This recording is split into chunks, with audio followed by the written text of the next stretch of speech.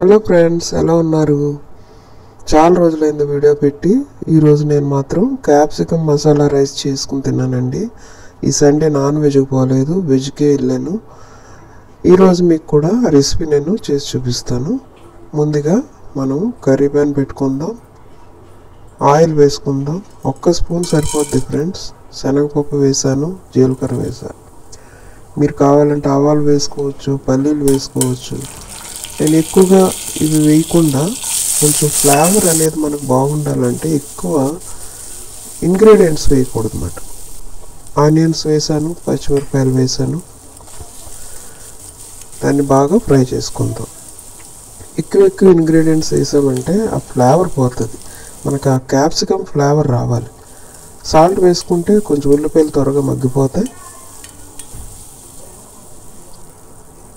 తర్వాత అల్లం వెల్లుల్లి వేసాను, 1 స్పూన్ సరిపోద్ది ఫ్రెండ్స్. బాగా కొంచెం ఫ్రై చేసుకున్న తర్వాత ఈ క్యాప్సికమ్ ముక్కలను వేయాలన్నమాట. ఈ క్యాప్సికమ్ ముక్కలను నేను నిలువుగా కట్ చేశాను, అడ్డంగా కూడా కట్ చేశాను, అంటే చూడడానికి లుక్ బాగుంటుందని. ఈ క్యాప్సికమ్ వేసుకున్న తర్వాత మీకు ఆల్రెడీ తెలుసు కదా, క్యాప్సికమ్ బాగా ఉడికిపోవాల్సిన అవసరమే లేదు. తర్వాత కారం వేసుకున్నాను, పసుపు వేసుకున్నాను, ధనియాల పౌడరు, జీలకర్ర పౌడరు వేసుకున్నాను. బాగా ఫ్రై చేశాను. మనకి క్యాప్సికమ్ అనేది చాలా త్వరగా ఉడికిపోద్ది ఫ్రెండ్స్. ఈ రైస్ వెంటనే తయారైపోద్ది మనకి, అంటే ఒక 5 నిమిషాలు 10 నిమిషాలు చాలు.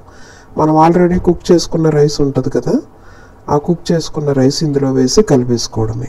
మీరు క్యాప్సికమ్ కూర వేరే వండుకొని అన్నం వేరే వండుకుని కంటే ఈ విధంగా ఇలా క్యాప్సికమ్ మసాలా వేసి కర్రీ ఈ రైస్ వండుకుంటే చాలా రుచిగా ఉంటుంది ఫ్రెండ్స్. కొత్తిమీర కూడా వేసుకున్నాను, కొద్దిగా మసాలా కూడా వేసాను నేను, గరం మసాలా. అంతే, కలిపి పెట్టుకోవడమే. ఇంతకు మించి పెద్ద పని ఉండదు ఫ్రెండ్స్.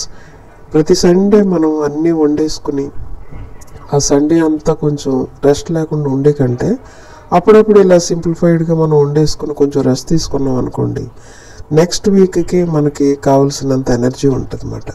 ఎప్పుడు కూడా సండే అనేది రెస్టింగ్ డే ఇలా పెట్టుకోవాలి. నాన్ వెజ్ డే కూడా అనుకోండి సండే.